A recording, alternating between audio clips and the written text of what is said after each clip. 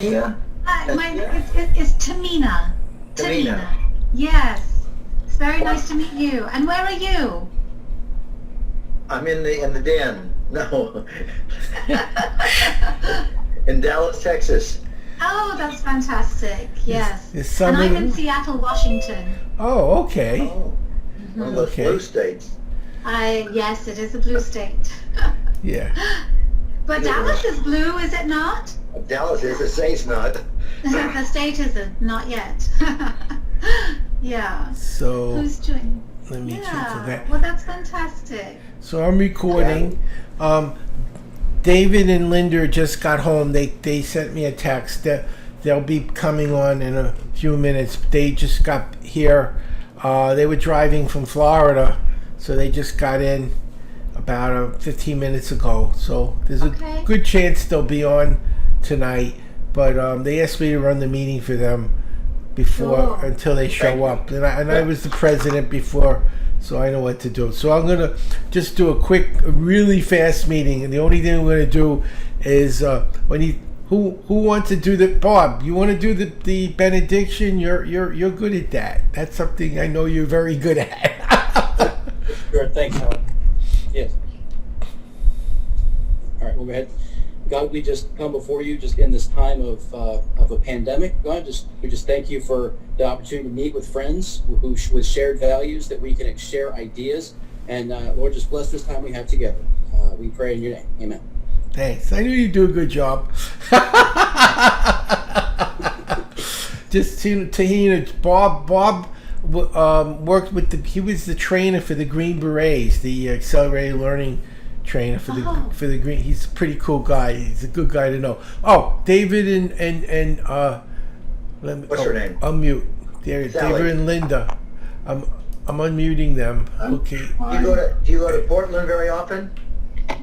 Actually don't. I have two little girls. They're 10 and 8. And, life is busy. I have 2 grandchildren in Portland. Oh, but it's a wonderful place. Pre-kids, I've been there a lot. And since kids, it's sort of like, I'm lucky to just be alive and have my hair washed. Oh, the only thing we need to do our pledge. I'm just gonna set it up to do the pledge because Linda and David are setting up.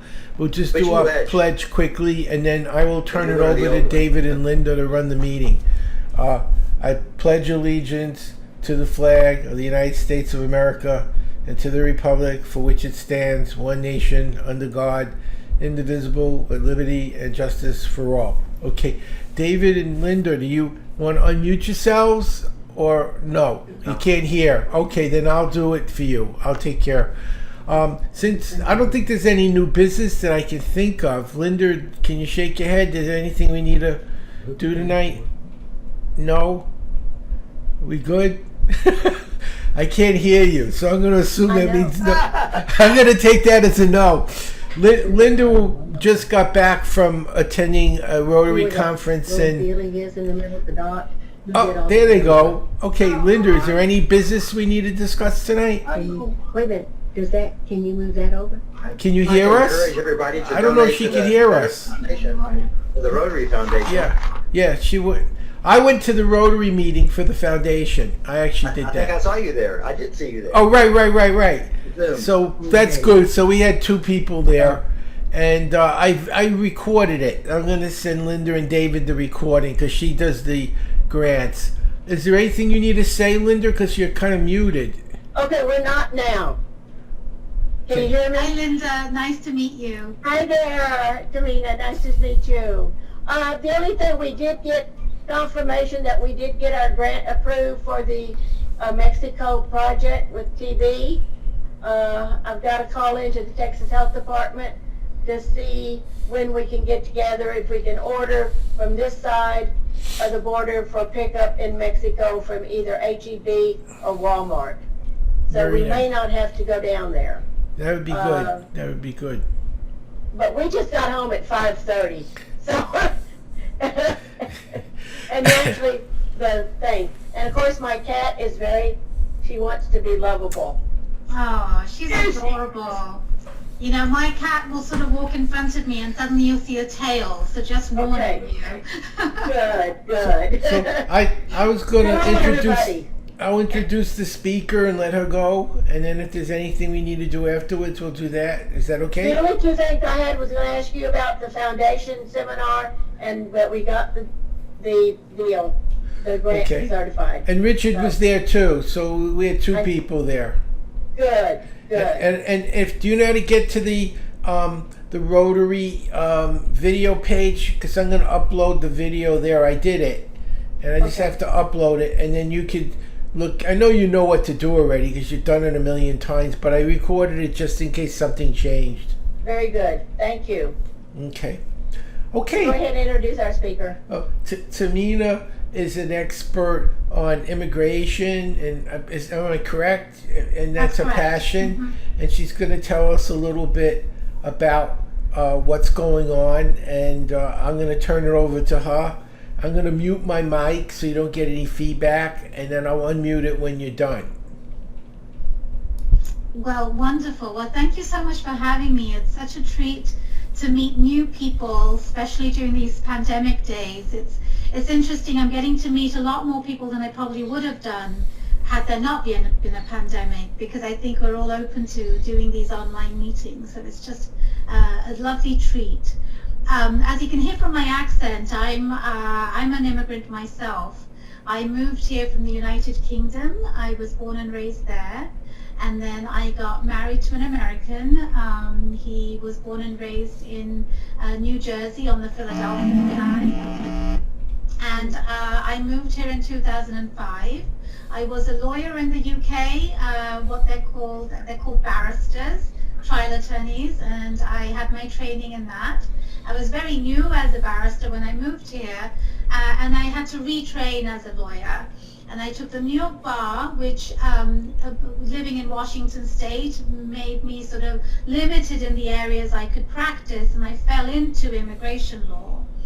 I love immigration law because I found that my upbringing, my background, just my immediate experience of getting into the United States, all of those made me a good fit for relating to people who are looking for their own immigration solutions. Over time, my practice became primarily in business immigration. So a lot of my clients are actually high-skilled immigrants or businesses that employ them, or people who invest in businesses. So that's my primary practice. But I do help people who are bringing their loved ones, uniting with their loved ones, whether it's spouses or parents or children. And I also help people get citizenship. But the primary practice is business. And a snapshot of my practice experience is, in 2006, I passed the bar here in America, and then 2006 to 8, I had a partner in my business, and then I started my own practice in 2009, and here I am. When I started my practice, it was just me and one paralegal. I've grown it to, we are 4 full-time folks at the moment, 2 lawyers and 2 paralegals, and we have 2 part-time people, and then we also have 2 contract lawyers who help us with our work. So a snapshot of immigration up to 2016 is that businesses were essentially thriving because they need a lot of high-skilled workers. And one of the easiest examples I can give you is that if you just look at your mobile phone, the technology, whether it's the hardware, software, or the network, all of these companies that operate them rely on high-skilled immigrants. And so, you know, the pandemic is also a very big example of how technology is allowing us to continue our lives almost, seamlessly, even though we've had adjustments in getting into it. So Zoom, for example, the founder was an immigrant. And so up until 2016, we've sort of seamlessly grown into the immigration world with, we want to improve it. In 2016, immigration became one of the bigger issues with the new administration that came in.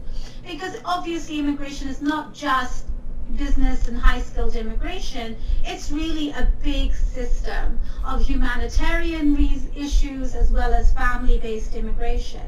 And I'm going to tell you a little bit about the system as if you don't know anything, just so I know I've given you the overview.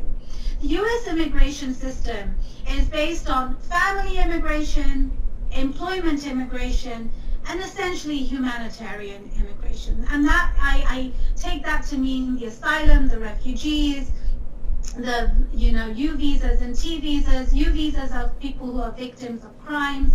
T visas are people who are victims of trafficking. I'm sort of lumping that in one so that you have a broader understanding.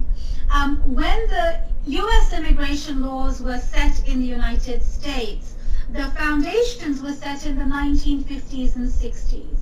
So there's a very good book that you might be interested in if you are interested in learning about the history of immigration. It's a book, and I'm just going to show it to you. It's a new book. I just recently read it. And I don't know if you can see it because of my virtual screen, called One Mighty and Irresistible Tide, written by Jia Lin Yan. And what's interesting about this book, and I just recently read it, it's relatively new, she goes through the history of immigration until 1965, when the civil rights movement was sort of like the precursor to the basic immigration law that we now follow. And immigration laws have not necessarily been updated since that time. And so if you think about where we are in the world at the moment in 2020, and that's 1965, the world has evolved so many times over. And the law has not kept up to the way it needs to be. And a simple example is, and you probably know this because this is your everyday life, that you can operate a business from your basement, in your den, with a phone and a computer, and you're doing very well with your revenue because much of it is online. But when you're applying for an immigration visa, they want to see the brick and mortar lease that you might have, although I'm talking pre-pandemic.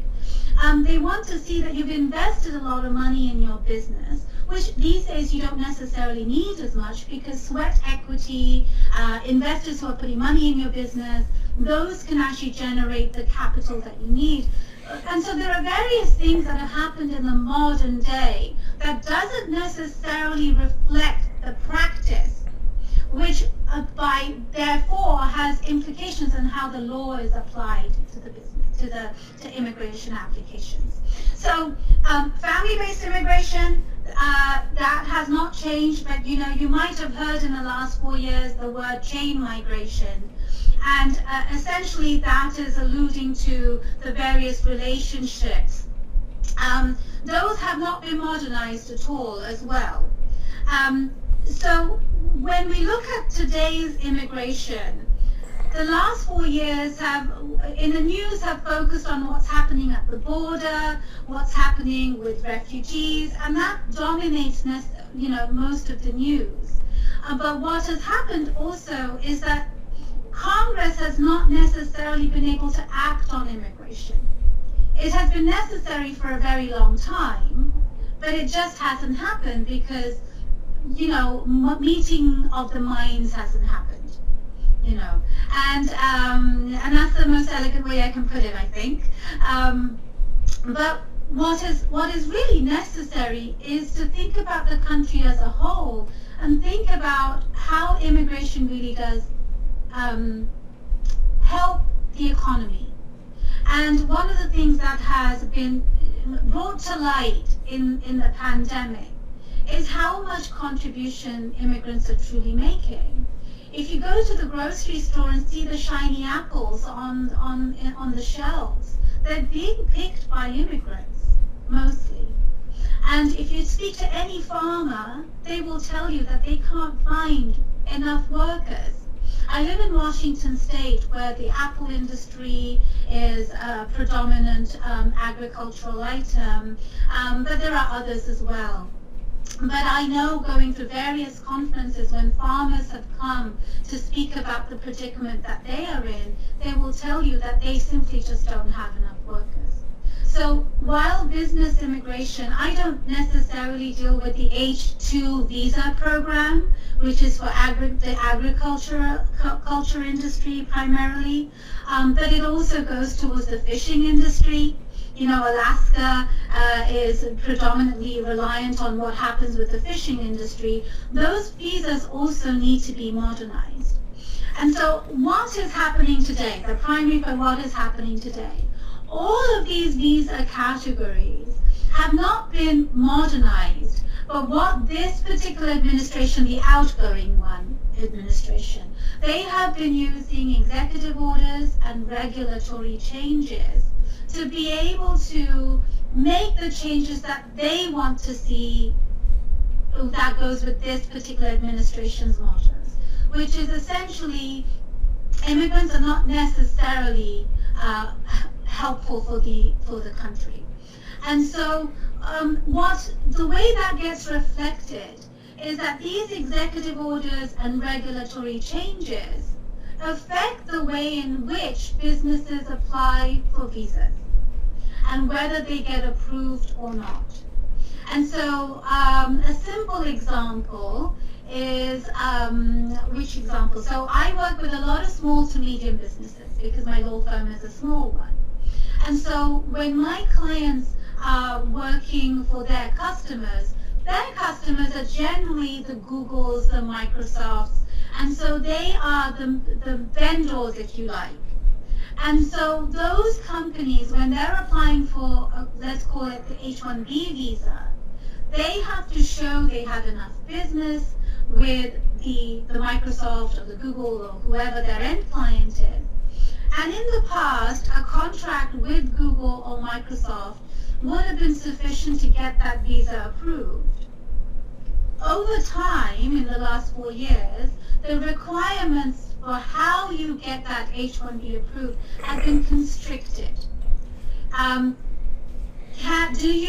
Does this person have the degree that needs to be matched with this particular job?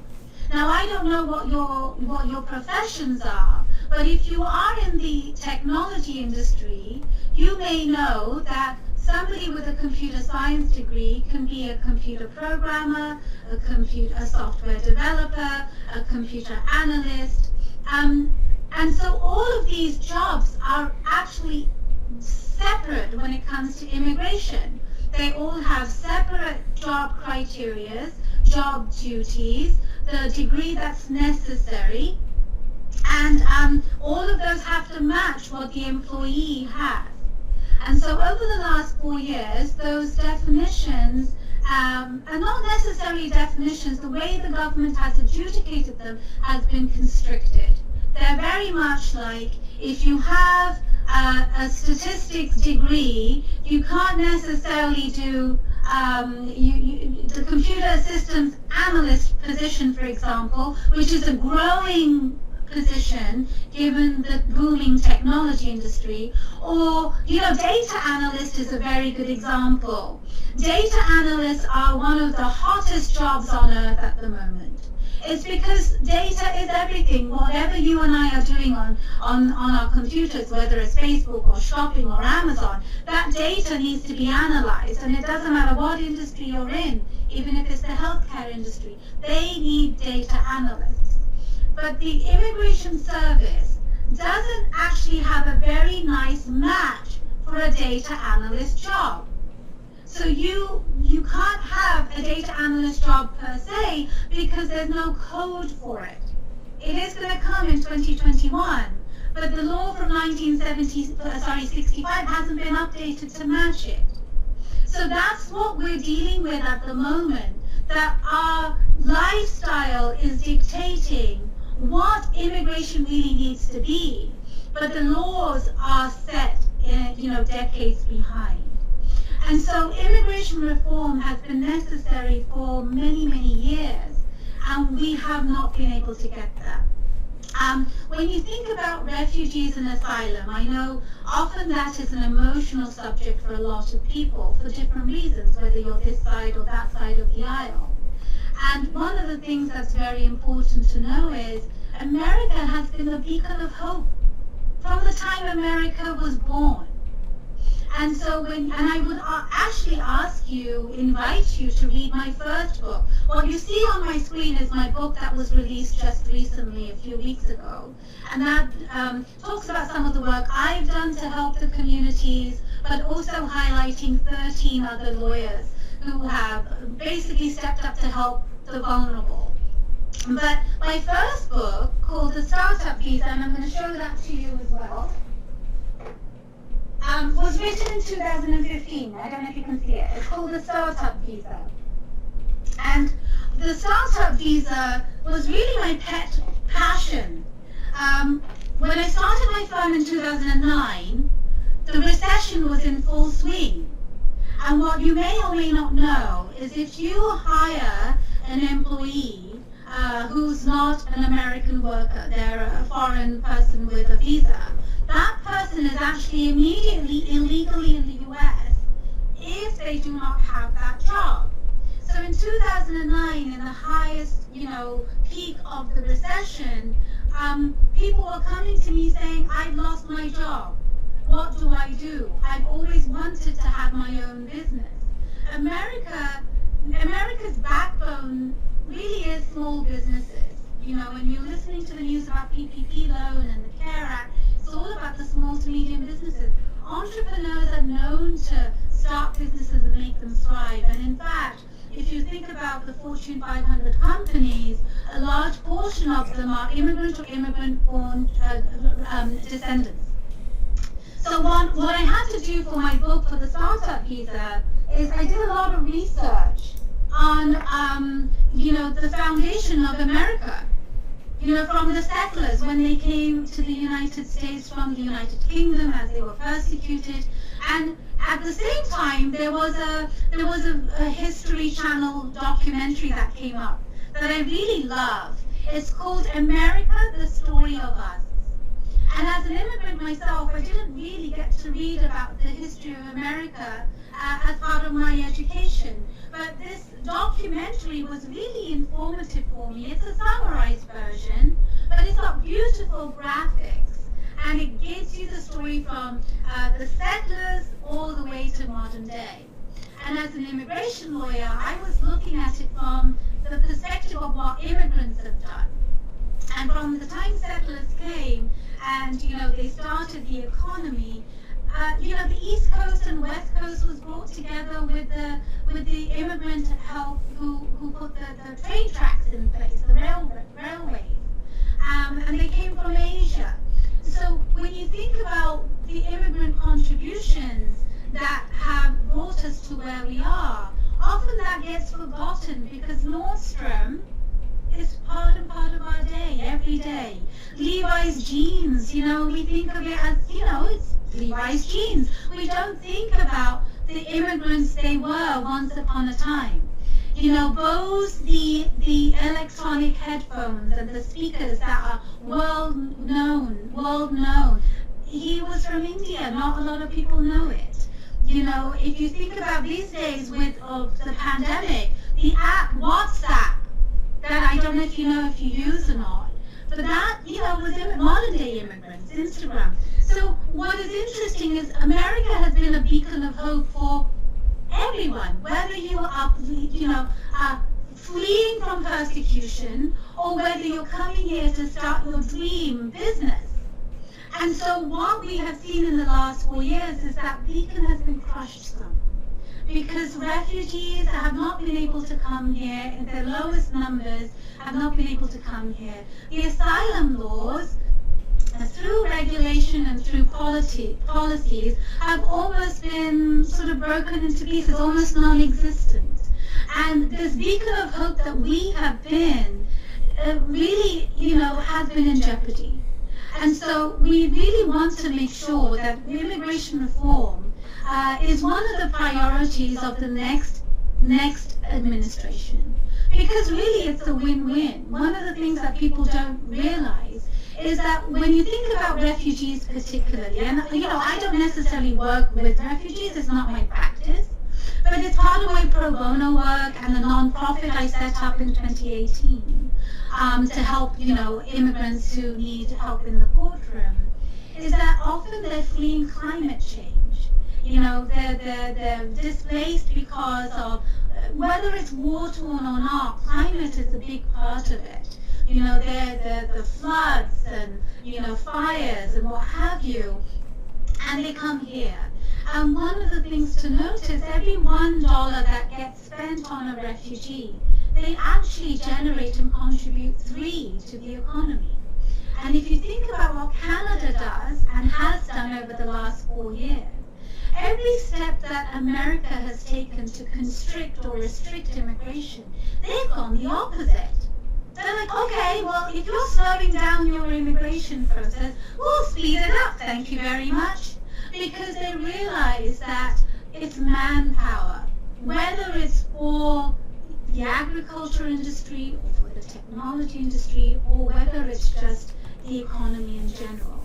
So what I will leave you with is, you know, if you think about your background and who your ancestors are, you know, we all have a story. Whether you're first generation, second generation, or, you know, third, we all have a story. And we have to remember that, you know, if our ancestors were not given the opportunities that they were, we would not be in the position that we are in today. And it's not just about today, it's about the future.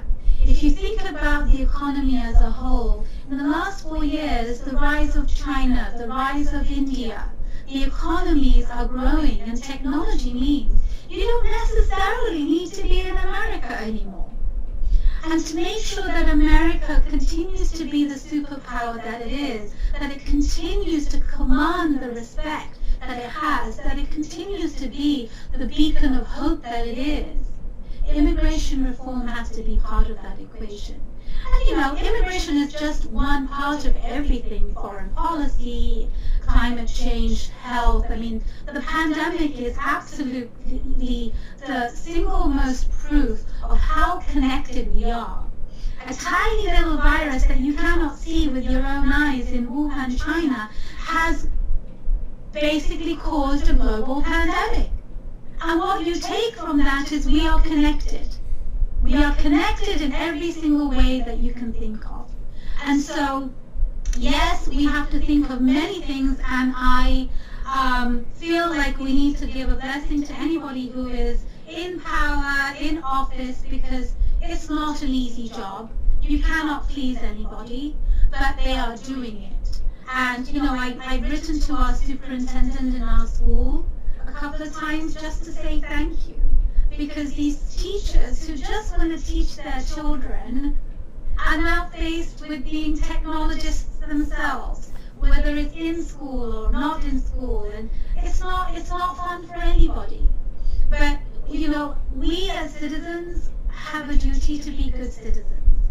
And what is that? It's to be, you know, reasonable in our thoughts, care about our neighbors, care about, you know, people who are running their businesses, how are they running their businesses, people who just need to have food on the table even. So I have taken it upon myself to say, what can I do to help people? And I've just gone, anything that comes to mind, I just do it. I don't even think about it anymore. I actually say in my book, the new one, that thinking slows me down. If I have an action item to do, I just want to do it and be done. You know, I don't want perfection to be the enemy of the good. And so we all have something that we can contribute to in our neighborhood, and it all starts local. You don't have to make global changes. What is necessary in your local neighborhood? And I heard Linda say something about, you know, the grant for TV, and that's amazing. That's really amazing. So it sounds like you guys are doing a lot already, and I just leave you with, please continue to do more.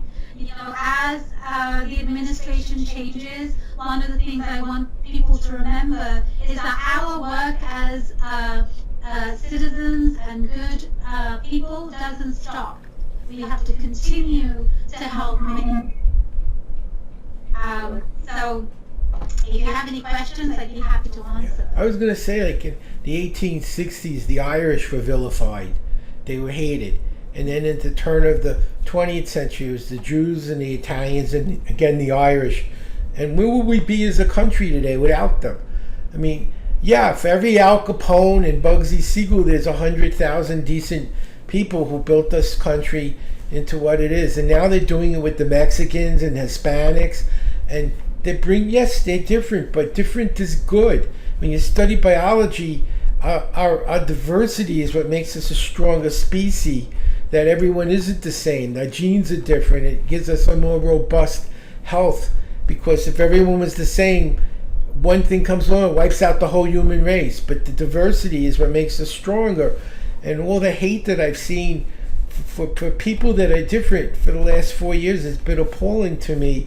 And I'm optimistic that there'll be compassion again, and that we can treat people with respect that are different and welcome them. Who wants to pick fruit? I mean, you're going to say they're taking away the good fruit picking jobs?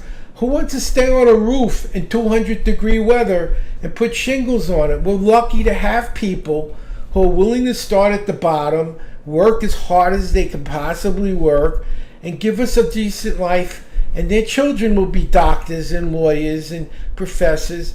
And if we were depending on Americans, I was a science major. For every American, there's 10 Asians, 10 Indians. Americans are terrible at science. They're terrible at math as a whole. You go to any college, and the sciences are all Asians and Indians. And if we're going to maintain our lead in the world, we need these people. Because if we're depending on our people, it isn't going to happen. I saw it with my own eyes.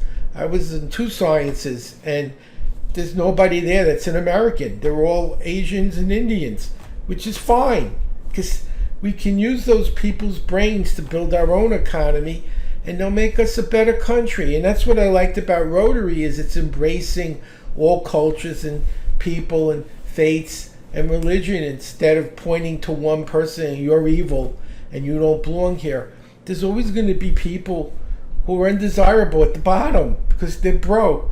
But that doesn't make everyone a criminal. It means there's always going to be a few. And we're lucky to be a country that allows that. And I know when I went to Canada and Australia, they embraced diversity. And it was what we were supposed to do. And it made me ashamed as an American to see where we've been in the last few years with treating people like animals and caging children and splitting families up for no reason, just for political purposes. That's not who we're supposed to be as a country. And it's not, and I believe we should have small and big government positions. The founding fathers did. Jefferson believed in small government, and Adams believed in big government. That's as fundamental as America. It started at the beginning. Half of them wanted little government, half of them wanted big government. And so it alternates. Sometimes you get a small government person, sometimes you get a big government person. Look what it's done. We made it the strongest country in the world. We shouldn't hate people for having different beliefs in that. There's nothing wrong with believing in small or big. It's different. But what's happened here is now everyone hates each other. And we can't function as a country. We need to be able to tolerate people with different views and love them anyway, and learn how to communicate and to compromise. That's what Johnson was doing when he was president. And I haven't seen that. I've seen a lot of anger and hate and violence. And it's very discouraging to me seeing my grandkids growing up in this environment. And I'm hoping that our country goes back to its fundamental embracing of different is good, which is what our founding fathers, that's why we didn't have a religion, a national religion, because they saw how it split up Europe and people were killing each other from different faiths, the wars, the endless wars. They didn't want that. They wanted to, they're not saying you can't have faith, they're saying it shouldn't be part of government. And so Howard, my neighbor is originally from Syria. She has a brother that's in Beirut, Lebanon. She's been trying since 2006, 2007. He was on a C-130 visa. Are you familiar, Yeah, so Linda, yes, I can tell you a little bit about that.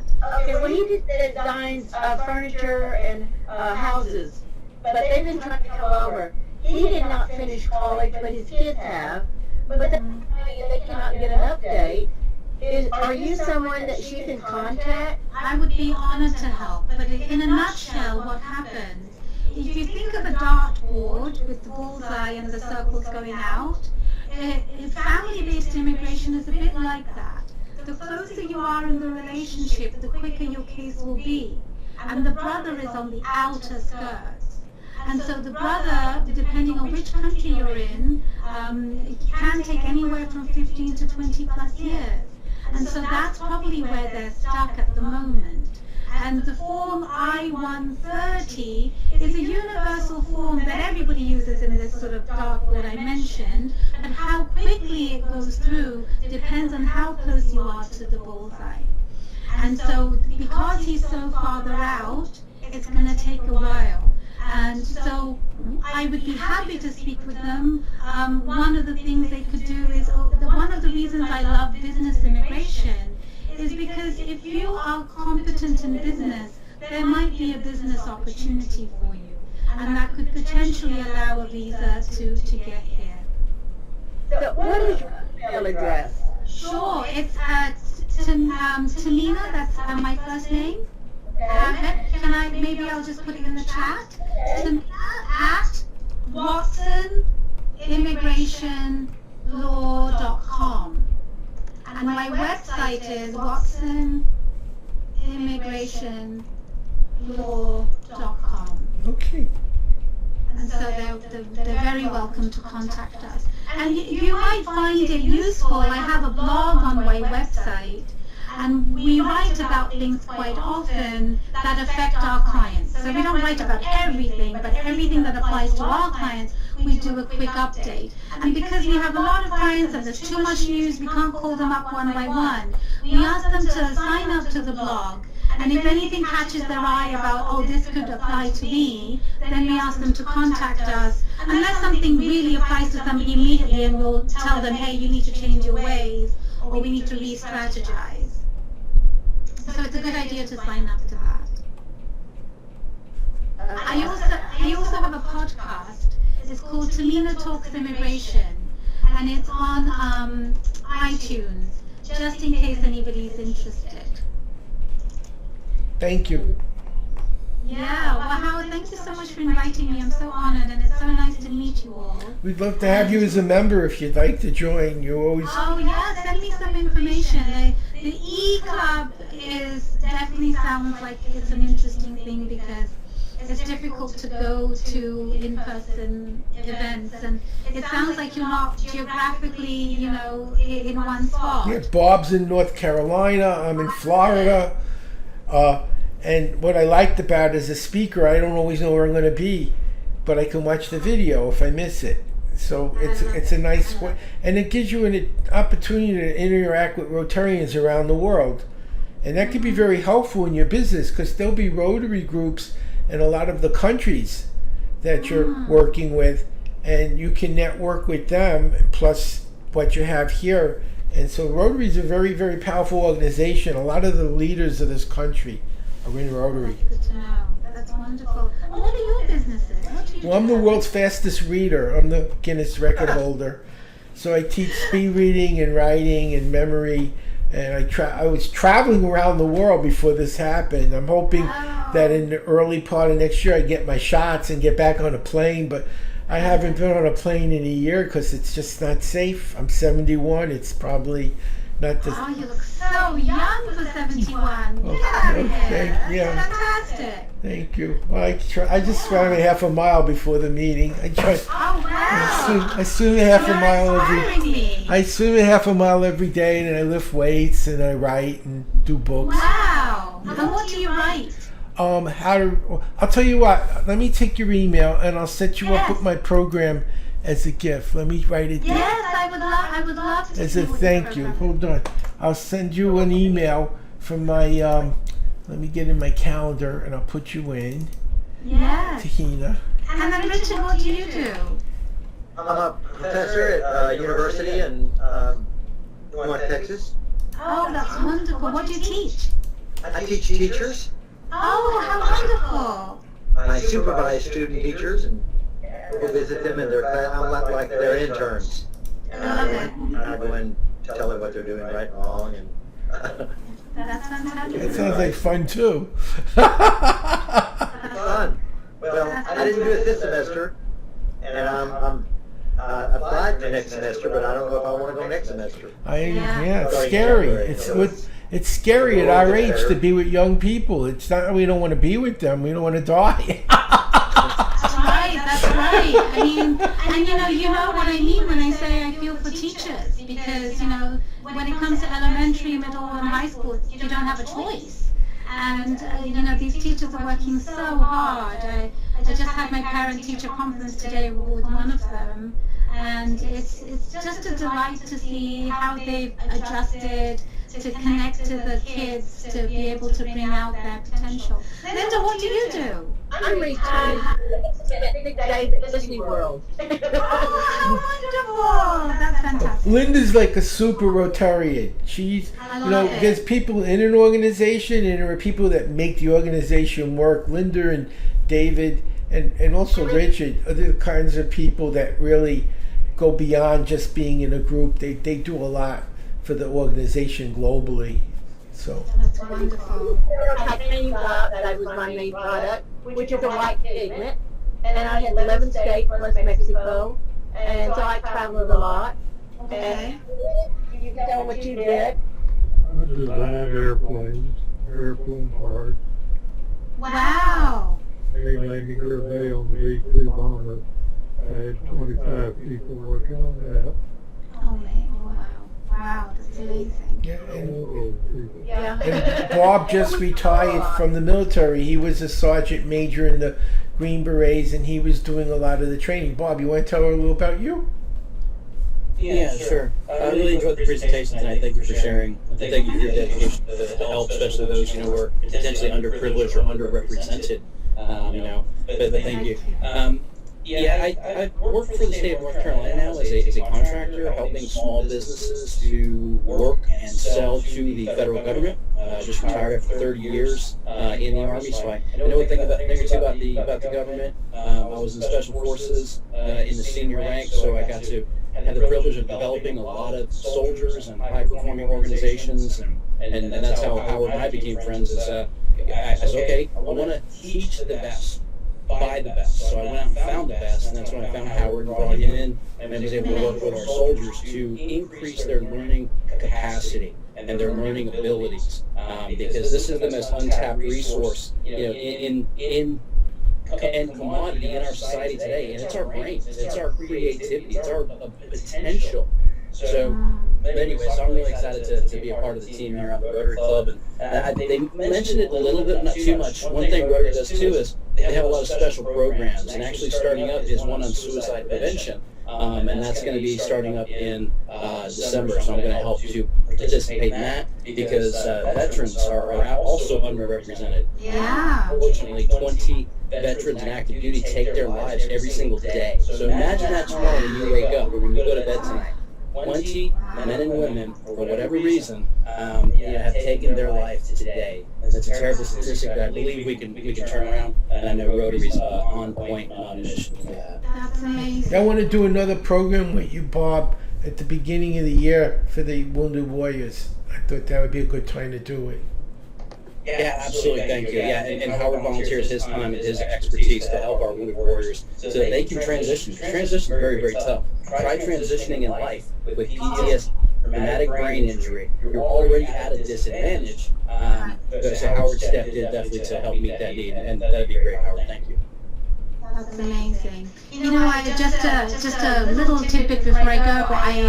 2 years ago, I realized I was so stressed with all the, incessant changes that were coming, and every client that I had was affected in some way. And to deal with stress, I started to take meditation lessons. And I have to say that I'm a meditation convert at this point, because I find that we're so busy in this crazy world that nobody really gets the time to sit down or make time. But obviously, you know, you have to build up from 1 minute to more. But I found it to be incredibly helpful for my daily life. And I'm a big advocate for it now, because I find that no matter what your stress is, it will help you. And so I don't know if that's you know, at all helpful to know about me, but I think that anyone with any problem comes to me, I'm like, go meditate first. You know, so just wanted to share that. I was a yogi when I was younger, and I've been meditating since 1970. No way. Every day. Wow. Yeah, it's very any show I've been on, I've meditated for like up to 90 minutes. So I read like the healthcare bill in 50 minutes. But you gotta be really focused from any distraction, because it's a page and a half a second. So to get in that state, I had to meditate. So you're completely right about meditation. I think if more people did it, it would be a better world. I think so, yeah. I mean, another thing that Rotary does, and since 1985, has been the eradication of polio. There were 350,000 cases a year. We're down to 2 countries and about 147 cases, Pakistan and Afghanistan. Wow. Nigeria was just declared polio free after 4 years this past August. I remember that. That's amazing. And you've been part of Rotary for a long time, it sounds like. About 31 years. She was a governor. She was a governor. She was in charge of the district. Amazing. I think. Well, I'm so happy to have met you all. Thank you so much for the honor of sharing some of my insights and experiences. Thank you. I'll send you my program tomorrow. And let's do the 4-way test as we close out. This is the Rotary 4-way test of the things we think, say, and do. First, is it the truth? Second, is it fair to all concerned? Third, will it build goodwill and better friendships? And fourth, will it be beneficial for all concerned? Okay, everybody. See you in 2 weeks. Bye. Have a happy holiday. Yeah, we followed on Sunday, so it was really great. On Saturday, we were one of our members over at Epcot, so we have members from one coast to the other. So it's great to visit with them in their home. Yeah. So thank you. Happy Thanksgiving. Happy Thanksgiving. Bye, everyone. Bye-bye. Bye.